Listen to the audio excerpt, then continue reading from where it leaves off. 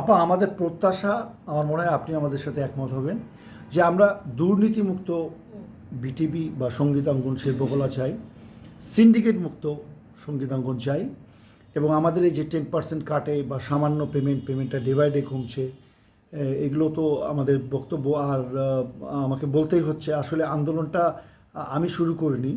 আমার most senior musician মিলন দা, Richard কিশোর, সোহেল ভাই, ইফতেখ হোসেন সোহেল, হাদি ভাই, সাদি ভাই, ওনাদের অনুপ্রেরণায় আজকে আমার এই আন্দোলনটা শুরু করা, যদিও অনেক আগে থেকে প্রিপারেশন ছিল।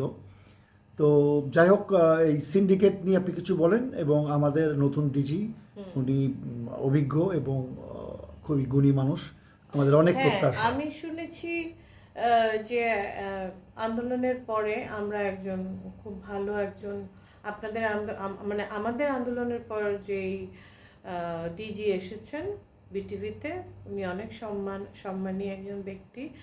আমরা আশা রাখবো অতীতে যে দুর্নীতি হয়েছে এগুলো যেন আর না হয়। এবং আমি শুনেছি একটা বিশাল বাজেট থাকে শিল্পীদের জন্য, 300 কোটি, 95 কোটি, অনেক সময় 65 কোটি। হ্যাঁ, এটা সরাসরি রাষ্ট্রপতি শিল্পী সম্মানিটা আসে। তো এই যে এতগুলো অনিয়ম হলো, যে আমি যেখানে মাসে 4টা স্পেশাল গ্রেডের শিল্পী হিসেবে প্রতি মাসে 4টা 5টা 6টা প্রোগ্রাম পাই, একটাও এক্সপেক্ট করেন না। সেইখানে আমি একটি মাসে একটি ভালো প্রোগ্রাম আমি একজন শিল্পী হয়ে পাইনি এতগুলো বছর, টানা 30 বছর আমি বিশেষ গ্রেডের শিল্পী। এটা একটা অনেক দুঃখজনক।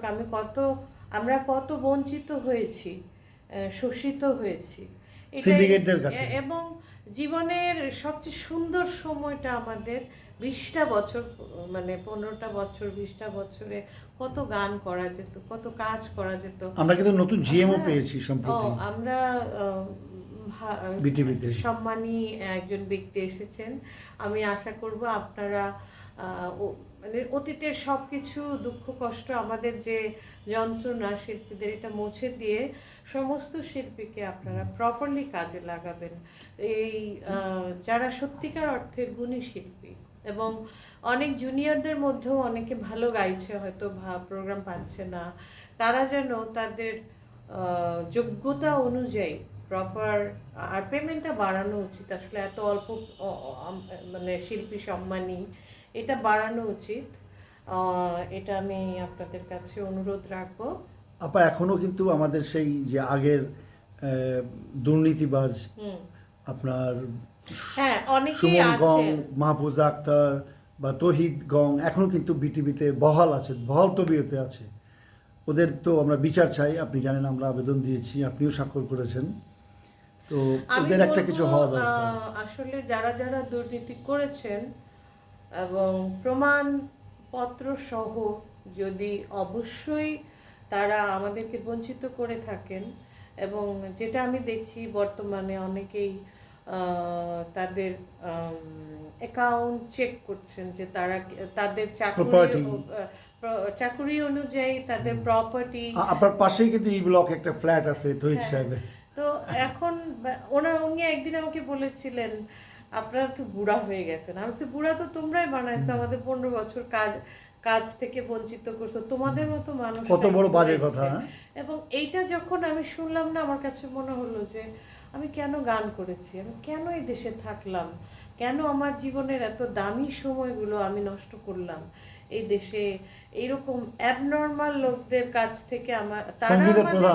তারা আমাদেরকে বঞ্চিত করে, কিন্তু তারা কিছুই না। সো ওই জায়গাটায় আমি মনে করি যে এই মানে সঙ্গীতের ওই জায়গাটা আমাদের লোক আসা উচিত, যারা অনেস্ট, আমাদের স্টেক হোল্ডার, সত্যিকার অর্থে শিল্পী মনা, সবাইকে ভালোবাসেন। কারণ একজন শিল্পী, সত্যিকারের শিল্পী, যদি আরেকজন শিল্পী ভালো গায় বা কেউ ভালো বাজায়, কেউ ভালো সুর করে, তাকে কিন্তু সাপোর্ট করে। আমি একটা কথা বলবো, আমাদের মানে এই